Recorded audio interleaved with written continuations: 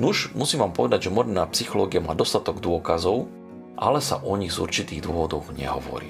Napríklad posielam link na Netflix na sériu, jednom sériovom vrahovi, v ktorom sa zistilo 24 rôznych osobností. To znamená, on sám povedal, že on nič nerobil, že v podstate niečo znútra prebralo nejakú moc nad ním a potom sa zrazu prebral a tam niekto znásilnený alebo zabitý. Samozrejme, že tí ľudia to brali s veľkou rezervou, pán Boh vie, či to tak je, on chce len dostať nejaký mierny trest, okay? Ale napojili chlapíka, a nielen v tomto prípade, ale v iných prípadoch, na elektroencefalogram.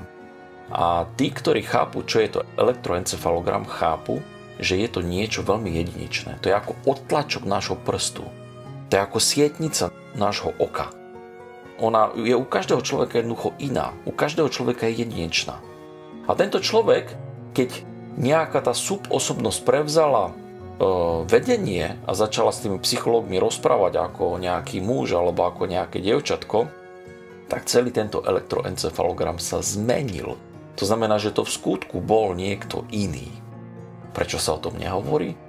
No už pretože keby sa hovorilo, tak by bolo jasné, že teda ego nezomiera, že reinkarnácia je reálna a ľudia by sa inak stavali aj k vojnám a k duchovnému rozvoju, čož samozrejme v našom svete politikom nie je povôli a čo vedie vlastne k tomu, že tento svet je taký negatívny, ako je.